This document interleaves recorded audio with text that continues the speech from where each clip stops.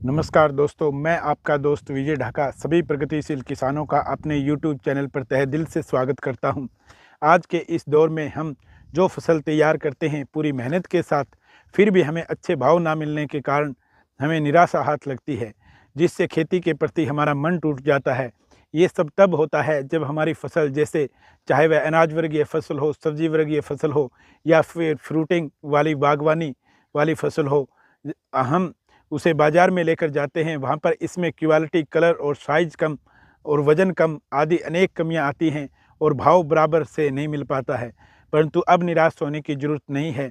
आज मैं किसान भाई को ऐसा अचूक फार्मूला बताऊँगा जिससे हमारी यह समस्या हम फसल तैयार होने से पहले ही सॉल्व कर लेंगे।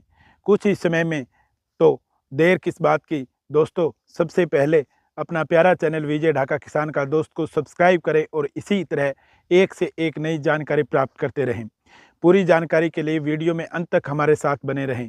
दोस्तों, 5-4 चीज़ें जैसे मैं पहले बता चुका हूं आपको, किसी भी फसल में क्वालिटी के बाद फल का टेस्ट, कलर, शाइनिंग और साइज़, ये पांचों चीज़ें बहुत इंपॉर्टेंट होती है। और जो किसान भाई जैविक खेती करते हैं वो इस वीडियो को और भी ध्यान से सुने।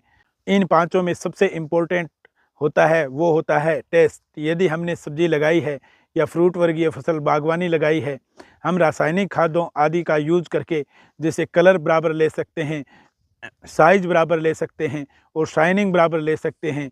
पोटास का यूज यदि हमने किया है तो आप देखेंगे, परंतु किसान भाइयों, हम उसका टेस्ट बराबर से नहीं ले पाएंगे। ऑर्गेनिक फर्टिलाइजर देना पड़ेगा और जैसे हमने रासायनिक पोटास दिया तो मात्र हम पोटास की कमी को पूरा कर पाएंगे, परंतु हमने ऑर्गेनिक सेलरी का प्रयोग किया तो हम हमारी फसल को भरपूर न्यूट्रिएंट्स की प्राप्ति होगी। क्योंकि कोई भी ऑर्गेनिक कल्चर किसान भाइयों जब हम तैयार करते हैं, उसका इस्तेमाल करते हैं, तो ये मान के चलो किसान भाइयों कि उसके साथ आप अनेक न्यूट्रिएंट उसके साथ हमारी फसल को मिलते हैं।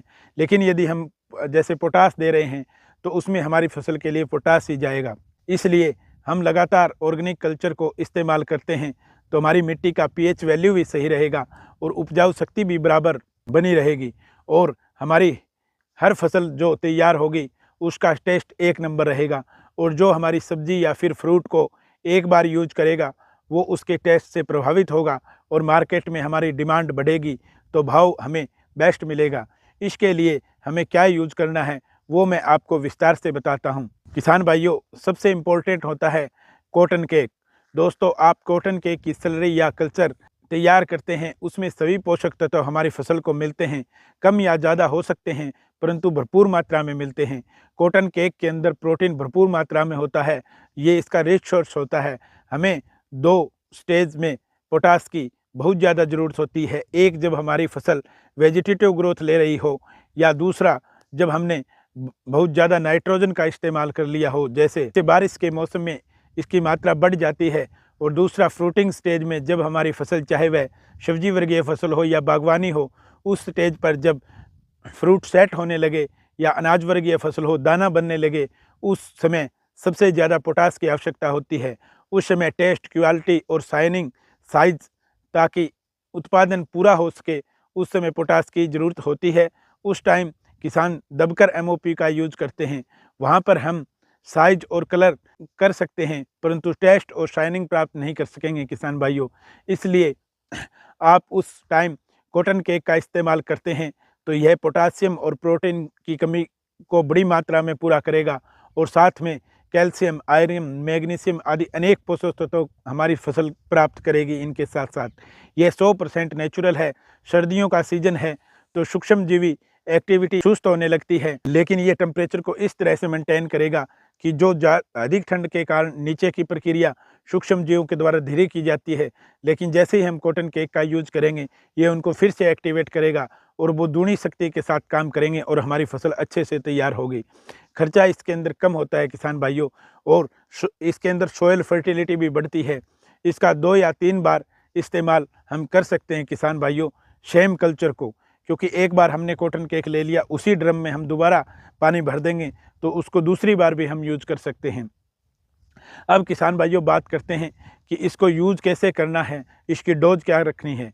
किसान भाइयों, हमारी अगर बागवानी की फसल है या सब्जी वर्गीय फसल है तो 20 केजी आप 200 लीटर के ड्रम में डालकर यूज़ कर सकते हैं। अगर बहुत कम करें तो 15 केजी तक भी ले सकते हैं।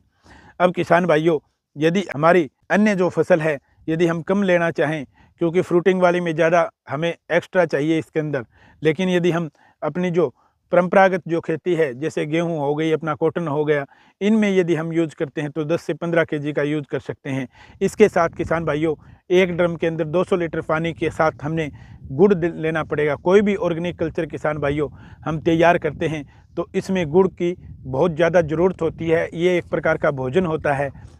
हम इसके अंदर जो सूक्ष्म जीव होते हैं, या हम ये कहें कि हम कोई भी ऑर्गेनिक कल्चर तैयार करते हैं उसके साथ यदि हमने गुड़ का घोल भी डाल दिया तो किसान भाइयों, गुड़ नीचे जाके भी अनेक न्यूट्रिएंट्स को अपटेक करता है, और जो नीचे हमारे जो बैक्टीरिया हैं, जो हमारे मित्र बैक्टीरिया हैं, उनके लिए भी ये भोजन का काम बराबर से करता है। किसान भाइयों, ड्रम को पूरा कभी भी पानी में ऊपर तक ना भरें, क्योंकि जैसे ही हम कॉटन केक डालेंगे और अपना कल्चर तैयार करेंगे तो कुछ समय के बाद कॉटन केक के अंदर जैसे ही फुलाव आएगा किसान भाइयों, ड्रम के ऊपर से पानी निकल जाएगा। इसलिए 4 उंगल या 5 उंगल या 1 बिलान तक आप इसको थोड़ा खाली ही रखें। किसान भाइयों, 3 दिन तक एक बार हमारा ड्रम डालने के बाद और किसी अच्छी चीज़ से ढक दें, और ऑक्सीजन इतना भी ना ढकें कि वो लॉक हो जाए, उसको ऑक्सीजन बराबर से मिलनी चाहिए। और 3 दिन तक सुबह शाम डंडी से इसको हिलाएंगे तो 3 दिन के अंदर अपना घोल तैयार हो जाएगा। 3 दिन के बाद कभी भी इसका इस्तेमाल कर सकते हैं। 10 दिन तक रखें, इससे ज़्यादा टाइम होने पर यह ख़राब होने लगता है किसान भाइयों।